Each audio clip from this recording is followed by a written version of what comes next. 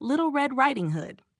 Once upon a time, in a small village, there was a cute little girl named Little Red Riding Hood who lived with her mother. She got her name from the red hood her grandmother had given her as a gift. She loved the hood so much that she wore it all the time.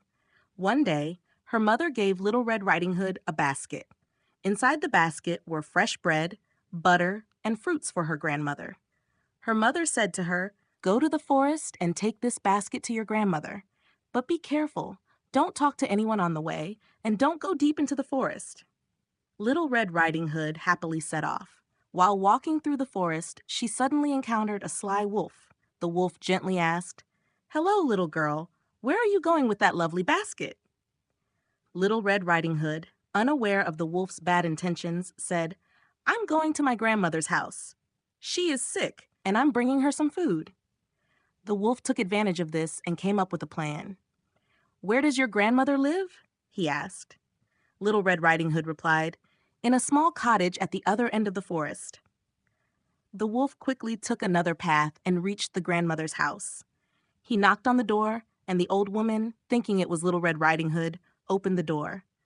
The wolf jumped on her, swallowed her, and dressed in her clothes, lying down in her bed. After a while, Little Red Riding Hood reached the cottage. She knocked on the door and entered. She looked closely at the wolf, who was sitting in the grandmother's bed. "Grandmother, your ears are so big. To hear you better, my dear. Grandmother, your eyes are so big. To see you better. Grandmother, your teeth are so big. To eat you better," the wolf said, then jumped out of bed and moved to swallow Little Red Riding Hood. At that moment, a woodsman, who was hunting in the forest, heard the noise coming from the cottage. He rushed in and subdued the wolf. Then he made sure the grandmother was safely rescued.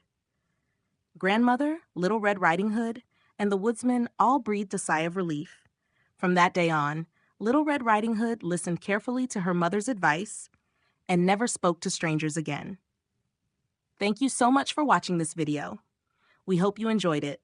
If you liked our video, don't forget to hit the like button and subscribe to our channel.